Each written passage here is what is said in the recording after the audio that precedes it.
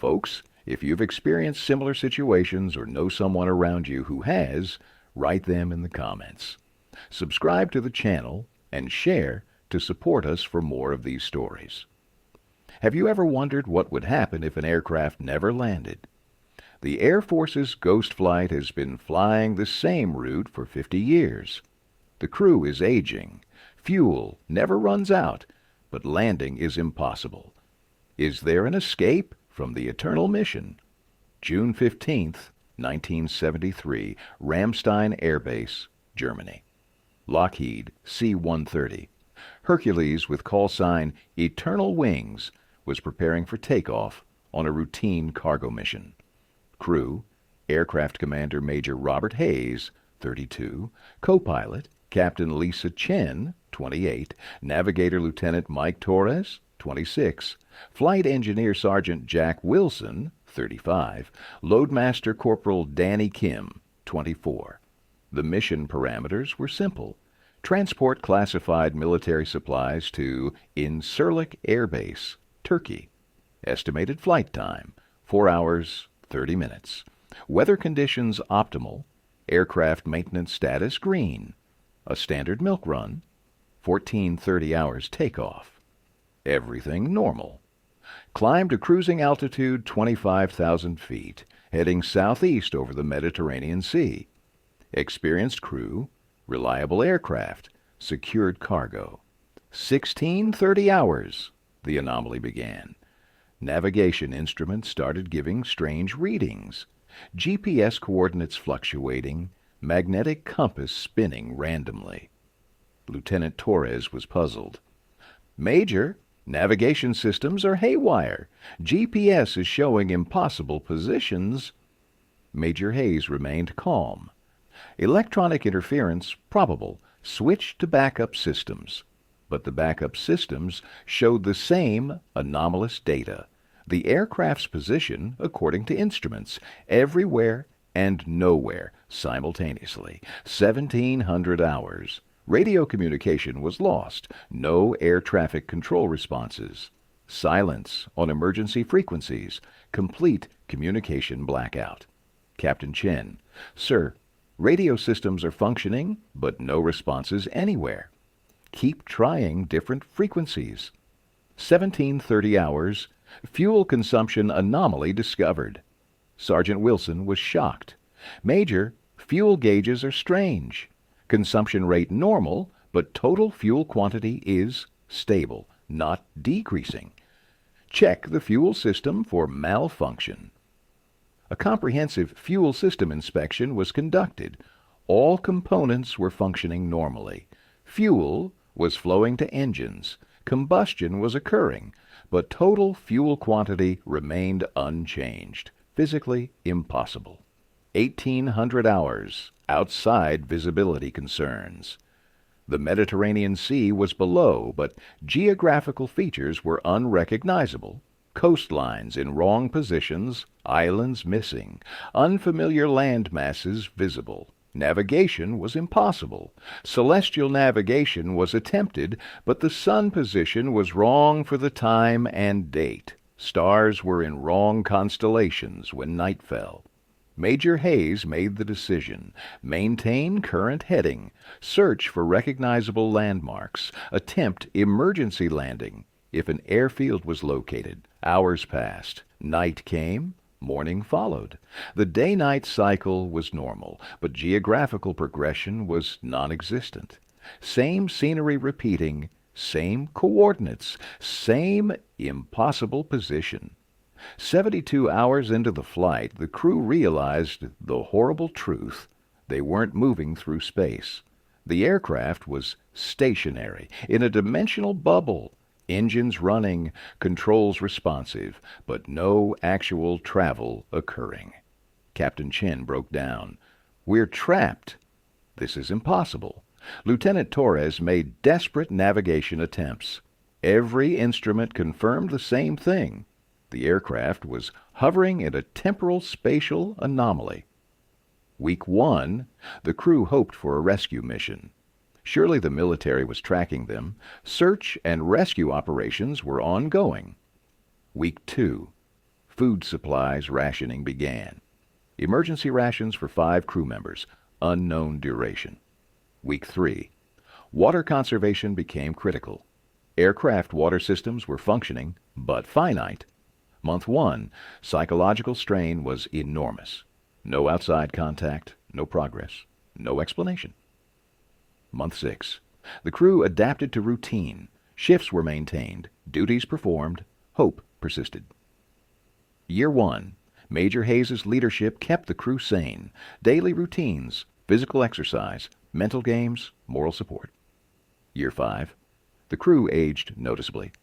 Hayes 37, Chen 33, Torres 31, Wilson 40, Kim 29. Food and water were somehow replenishing automatically. Impossible, but life-sustaining. Year 10.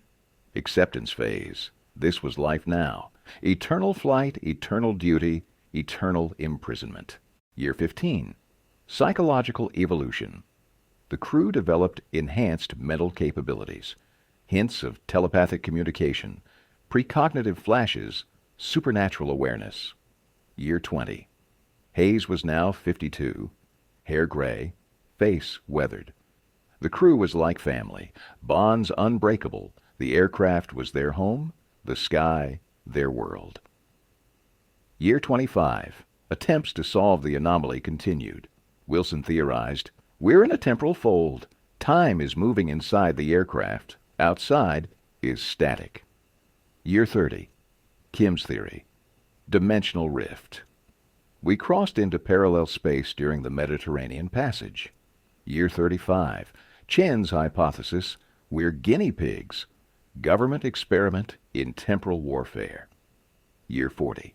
Torres concluded, supernatural phenomenon, cursed aircraft, eternal mission. Year 45. Hayes' realization, we're ghosts. We died in a crash 45 years ago, souls trapped in the death moment. Year 50. 2023. Hayes was 82 years old, frail but determined. Chen, 78, Torres, 76, Wilson, 85, Kim, 74. Half a century of flight. The breakthrough came in year 50, day 127. A new voice on the radio. Unidentified aircraft, this is Ramstein Tower. Please identify yourself. The crew was ecstatic. First outside contact in 50 years. Major Hayes responded, Ramstein Tower, this is C-130 Eternal Wings, requesting landing clearance. Eternal Wings, no such call sign in our system. State your aircraft registration. Hayes provided all identification. Long silence. Eternal Wings, stand by for verification. Hours later, shocking response. Eternal Wings, according to our records, your aircraft disappeared June 15th, 1973.